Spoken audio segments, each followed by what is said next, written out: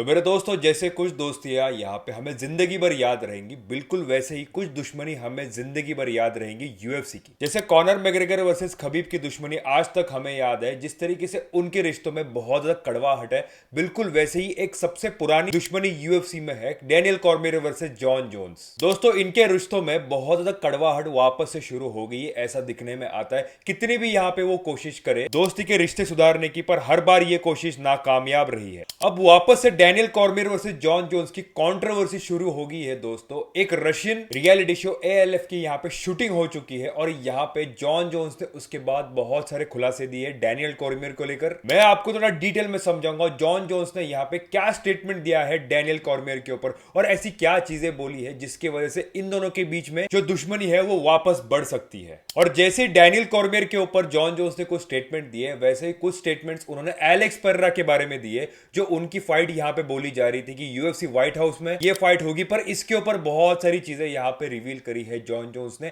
ये मैं आपको डिटेल में बताऊंगा कि एलेक्स पेरेरा के ऊपर क्या बोला है जॉन जोन्स ने। और उसके साथ साथ यहाँ पे खामजाद चिमाएव को लेकर भी एक बहुत बड़ा स्टेटमेंट दिया है। उनके मुताबिक खामजाद चिमाएव यहाँ पे सारे डिवीजन के चैंपियन बन सकता है, लाइट हेवीवेट डिवीजन के चैंपियन बन सकते हैं, हेवीवेट डिवीजन के चैंपियन बन सकते हैं। इसके ऊपर एक नजर डालेंगे। और ऐसा भी कहा है कि खामजाद चिमाएव एलेक्स पेरेरा को हराने की क्षमता रखता है। तो ये सारी चीजों को हम थोड़ा डिटेल में और ध्यान से समझेंगे। और दोस्तों, माइकल मोरालेस का भी यहाँ पे एक कंट्रोवर्सी शुरू हो चुकी है। टैपोलॉजी जो एक ऑनलाइन वेबसाइट है जहां पर दुनिया भर के मिक्स मार्शल आर्टिस्ट का रिकॉर्ड्स रहता है, उसमें ये बताता है कि कौन से कितने विन्स है, किसके साथ कितने विन्स है, कितने फिनिशेस है, कितने टीकेओज है। ये सारी चीजें हमें टैपोलॉजी में इन डिटेल में देखने मिल जाती है और मैं खुद टैपोलॉजी को बहुत बार इस्तेमाल करता हूं अपने इंफॉर्मेशन के लिए। माइकल मोरालेस जो अनडिफीटेड है, पर टैपोलॉजी का ऐसा कहना है कि माइकल मोरालेस ने अपने करियर में एक लॉस खाई है। उसके ऊपर उन्होंने वीडियो भी रिलीज करी थी। थोड़ा मैं ध्यान से समझाऊंगा आपको ये क्या मैटर है माइकल मोरालेस का और टैपोलॉजी के बीच में। तो ये सारे टॉपिक्स मैं कवर करूंगा। और कुछ दिनों से यहाँ पे मैं लॉन्ग फॉर्म वीडियोस डाल नहीं पा रहा था, पर अब से मैं लॉन्ग फॉर्म वीडियोस के ऊपर पूरा फोकस करूंगा। कुछ पर्सनल रीजन की वजह से मैं इतना टाइम नहीं दे पा रहा था। और मेरे दोस्तों, वीडियो को हाइप कर देना और ऐसा यूएफसी और कॉम्बैट रिलेटेड अपडेट्स के लिए चैनल को सब्सक्राइब कीजिए। अभी मैं फाइट वाला। मेरे दोस्तों, यूएफसी की सबसे पुरानी और गहरी दुश्मनी कोई है तो Daniel Cormier versus Jon Jones की है। और इन दोनों के रिश्तों में आज नहीं, बहुत पहले से ही बहुत ज्यादा कड़वाहट हमें देखने मिलती है। अब ये टॉपिक अचानक से कहां से आया, अचानक से इन दोनों के बीच में इतनी ज्यादा कड़वाहट वापस से कैसे पैदा हुई? तो डैनियल कॉर्मियर और जॉन जोन्स ने दोनों ने मिलकर एक रियलिटी शो शूट करा था, अल्टीमेट फाइटर जैसा, जहां पे इन दोनों के फाइटर्स जो सिलेक्ट करे हुए वो एक दूसरे के साथ फाइट करेंगे। आपको एक एग्जांपल के साथ बताता हूं। कॉनर मैग्रेगर और माइकल चैंडलर ने एक ऐसा ही शो करा था। आपको पता होगा कॉनर मैग्रेगर के फाइटर्स और माइकल चैंडलर के फाइटर जो उन्होंने ट्रेन करे हो, जिनको उन्होंने मेंटर करा हो, वो फाइटर्स एक दूसरे के साथ फाइट करेंगे और प्रूव करेंगे किसके ट्रेन किए हुए फाइटर्स बहुत अच्छे परफॉर्म कर रहे हैं। वैसे ही रियलिटी शो डैनियल कॉर्मियर और जॉन जोन्स ने शूट करा, पर अभी तक वो रिलीज नहीं हो पाया है टेलीविजन पे। वो जल्दी ही रिलीज होगा, पर यहां पे उसके बाद कंट्रोवर्सी शुरू हो जाती है। और ये रियलिटी शो जो इन दोनों ने शूट किया, इसका नाम है एएलएफ। इसमें थोड़ा सा रशियन स्पिन भी होगा। और थोड़ा डिटेल में जाने के बाद मुझे एक चीज समझ में आई है कि इसका पूरा शूट नहीं हुआ है। कुछ सीजन्स यहाँ पे उन्होंने शूट करे हैं,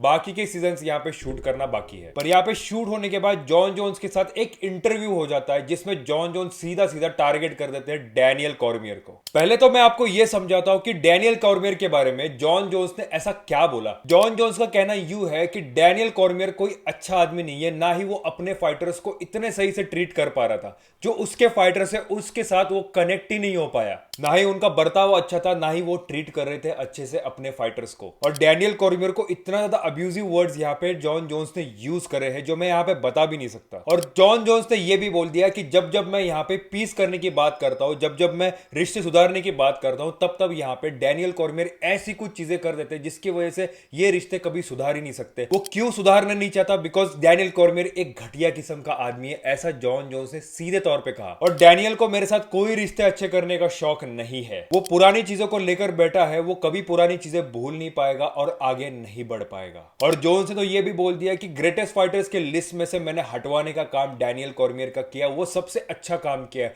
अगर यहाँ पे मैं नहीं होता तो डैनियल कॉर्मियर यहाँ पे ग्रेटेस्ट फाइटर्स के लिस्ट में आ जाता। अच्छा हुआ कि मैं उसके साथ फाइट करा और 2 फाइट्स में उसको हराया और मेरा नाम यहाँ पे ग्रेटेस्ट ऑफ ऑल टाइम के लिस्ट में आता है, ना कि डैनियल कॉर्मियर का। दोस्तों, मैं मेरा पॉइंट ऑफ व्यू इसके ऊपर देना चाहता हूं। इन दोनों ने एक रियलिटी रियलिटी शो शूट करा है, ये दोनों अपने शो को प्रमोट करने की पुरजोर कोशिश करेंगे। तो एक चीज हमें समझनी होगी, ये सब स्क्रिप्ट भी हो सकता है, वो रियलिटी शो के अंदर शायद डैनियल कॉर्मियर और जॉन जोन्स एक दूसरे के साथ भिड़ जाए। लोगों को ऐसी चीजें देखने में बड़ा मजा आता है। पहले तो इतनी एक दूसरे के साथ कड़वाहट थी, तो ये शो होना ही नहीं चाहिए था। कॉनर मैग्रेगर और खबीब क्या एक दूसरे के साथ शो करेंगे? मुझे नहीं लगता कभी करेंगे। बिल्कुल वैसे ही अगर इन दोनों ने अगर रियलिटी शो यहाँ पे शूट करा होगा तो ये एक स्टंट है दोस्तों, ये पॉपुलैरिटी गेन करने का, ये सब पैसे कमाने का जरिया है। यहाँ पे जितने लोगों को कंट्रोवर्सी दिखेगी उतना ज्यादा यहाँ पे व्यूज आएंगे, ये बात सच्चाई है। और मुझे तो ये सब प्लान ही लगता है। अब जॉन जोन्स ने कुछ बोला है, अब डैनियल कॉर्मियर कुछ बोलेगा, फिर उसके बाद जॉन जोन्स कुछ बोलेगा, फिर डैनियल कॉर्मियर कुछ बोलेगा, ये सिलसिला चलता रहेगा। और हम क्या सोचेंगे, अरे यार ये दोनों के बीच में बहुत ज्यादा लड़ाई चल रही है, चलो इनका रियलिटी शो देख लेते हैं। और हम जाके उनका रियलिटी शो देखेंगे, उनको व्यूज आएंगे, उनकी पॉपुलैरिटी बढ़ेगी। ये सब प्लान है मेरे दोस्तों, ये पूरा प्लान लगता है। तो मेरे राय में ये जॉन जोन्स और डैनियल कॉर्मियर की चीज को कितना सीरियसली लेना चाहिए, आप कमेंट सेक्शन में मुझे जरूर बता देना। और दोस्तों जॉन जोन्स ने एक बहुत बड़ा बयान दिया है, उसको यहाँ पे ध्यान देना बहुत जरूरी है। एलेक्स पर्रा के साथ व्हाइट हाउस इवेंट में फाइट करने के ऊपर एक बहुत बड़ा स्टेटमेंट दिया है जॉन जोन्स ने। उनका ऐसा कहना है कि मुझे नहीं लगता कि मेरी और एलेक्स पर्रा की फाइट होगी, बिकॉज डेना व्हाइट ये फाइट करवाएंगे नहीं, बिकॉज डेना व्हाइट यहाँ पे ट्रस्ट नहीं करते हैं मुझ पे। और यहाँ पे जो फैंस के बीच में बहुत ज्यादा चर्चाएं चल रही है कि जॉन जोन्स की किसके साथ फाइट होगी, एलेक्स पर्रा की किसके साथ फाइट होगी, इसके ऊपर जॉन जोन्स ने एक बहुत बड़ा अपसेट दे दिया है हम सबको। पहला रीजन तो बड़ा क्लियर है, डेना व्हाइट की वजह से ये फाइट नहीं हो पाएगी। अगर वो चाहेंगे तो ये फाइट हो भी सकती है, पर अगर दूसरा रीजन मेरे ध्यान में है तो एलेक्स पर्रा यहाँ पे हेवीवेट में मूव करने का प्लान कर रहे हैं। तो अगर उनका प्लान हेवीवेट में जाने का होगा तो यहाँ पे जॉन जोन्स के साथ उनकी फाइट नहीं हो पाएगी, बिकॉज हम सबको एलेक्स पर्रा की फाइट जॉन जोन्स के साथ देखनी है। ये कोई बेल्ट के लिए फाइट नहीं होगी, ये एक लेगेसी फाइट होगी, बिकॉज दोनों भी फाइटर्स एक ऐसे मुकाम पे है, जॉन जोन्स जो ग्रेटेस्ट ऑफ ऑल टाइम और एलेक्स पर्रा जो ग्रेटेस्ट ऑफ ऑल टाइम की लिस्ट में है। ऐसे दो फाइटर्स की अगर फाइट हो जाती है तो किसको नहीं देखना, सारे यूएफसी फैंस को ये ऐसी फाइट्स देखनी है। मतलब आप बस इमेजिन करिए, दुनिया के बैडेस्ट फाइटर्स एक दूसरे के साथ व्हाइट हाउस इवेंट में आमने सामने होंगे, एक वक्त के लिए घड़ी रुक सी जाएगी, पर ये फाइट होने के चांस बहुत कम दिख रहे हैं। और दोस्तों जॉन जोन्स ने बोलते बोलते तो ये तक बोल दिया कि खामजात चिमाएव सारे डिवीजन में चैंपियन बन सकता है, हेवीवेट डिवीजन में, लाइट हेवीवेट डिवीजन में,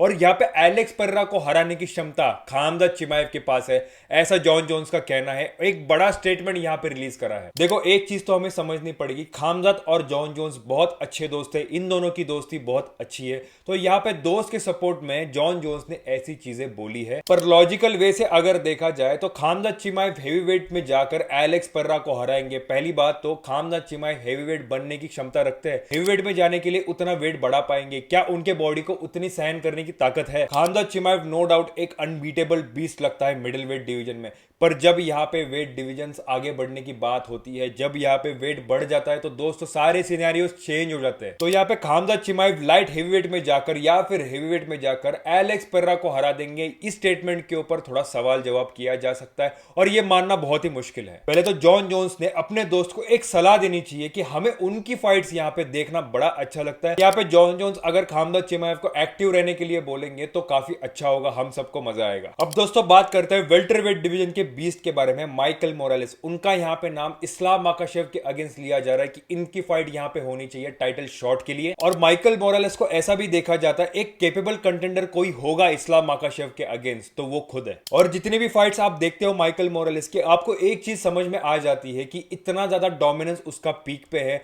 जिस तरीके से वो फाइट को रिप्रेजेंट करता है दोस्तों हम सबको बड़ा मजा आता है देखने में। और दोस्तों माइकल मोरालेस का रिकॉर्ड ही जबरदस्त है, 19 विंस और 0 लॉसेस, एक अनडिफीटेड रहने का यहाँ पे रिकॉर्ड है माइकल मोरालेस का। पर यहाँ पे टैपोलॉजी ने एक लॉस यहाँ पे घोषित कर दिया है उनके वेबसाइट पे माइकल मोरालेस के अगेंस्ट। पहले तो ये समझते हैं कि टैपोलॉजी है क्या। टैपोलॉजी एक ऐसी वेबसाइट है जहां पे जाकर आप जितने भी एमएमए फाइटर्स है दुनिया भर के, उनके रिकॉर्ड्स आप देख सकते हो, चाहे वो रीजनल लेवल के फाइटर्स हो, चाहे वो इंटरनेशनल लेवल के फाइटर्स हो, कोई मैटर नहीं करता। वहां पे हर एक एमएमए फाइटर का आपको रिकॉर्ड मिल जाएगा। वहां पे आपको ये भी पता लगेगा कि उनके रिकॉर्ड्स क्या है, किसके साथ उन्होंने फाइट करके जीती हुई है। दूसरी चीज यहाँ पे आपको ये चीज भी पता लगेगी किस तरीके के फिनिशर्स से वो जीत पाया है, वो टीकेओ से जीता है, सबमिशन से जीता है या फिर यूनानिमस डिसीजन से जीता है। ये सारी चीजों के बारे में आपको क्लैरिटी टैपोलॉजी देती है और मैं खुद यहाँ पे इंफॉर्मेशंस के लिए टैपोलॉजी को यूज करता हूं दोस्तों। बहुत ही इंफॉर्मेटिव साइट है और उसी वेबसाइट ने यहाँ पे क्लेम कर दिया है कि माइकल मोरालेस अनडिफीटेड नहीं है, उनके पास एक लॉस है। पर एक चीज थोड़ा डिटेल डिटेल में जाने के बाद समझ में आया कि जो माइकल मोरालेस का लॉस था वो एक लॉस उनके अमेच्योर करियर में था। दोस्तों, अमेच्योर करियर का रिकॉर्ड्स प्रोफेशनल रिकॉर्ड्स में रिफ्लेक्ट नहीं करना चाहिए, और जितने भी फाइटर्स है अमेच्योर करियर में कोई ना कोई हारा है। सारे खबीब वगैरह सब हार चुके अपने अमेच्योर करियर में, पर वो प्रोफेशनल रिकॉर्ड्स उनका हम देखते हैं कि वो 0 लॉसेस पे है। और जैसे टैपोलॉजी ने एक लॉस यहाँ पे घोषित किया उनके वेबसाइट पे, माइकल मोरालेस ने ऐसे ऐसे स्टेटमेंट्स दिए, टैपोलॉजी को इतना ज्यादा सू करने की कोशिश करी है, और वो बिल्कुल सही किया माइकल मोरालेस ने। अपने हक के लिए सारे फाइटर्स को लड़ना जरूरी है, यहाँ पे कोई भी कुछ भी रिकॉर्ड्स लाके डाल नहीं सकता। और उसके बाद ऑफिशियली टैपोलॉजी ने ये वेरीफाई करके वो हटवा दिया है अपने साइट से। यहाँ पे वापस से उनका रिकॉर्ड 19 विंस और 0 लॉसेस का दिख रहा है उसी साइट पे। तो दोस्तों, ये सारे मैंने टॉपिक्स कवर कर दिए। बाकी आप आपकी भी राय कमेंट सेक्शन में मुझे जरूर बता देना। मैं मिलता हूं आपको कुछ नए अपडेट के साथ नई वीडियो में। तब तक के लिए मैं आप सबका अलविदा लेता हूं, और साहिल साइनिंग ऑफ।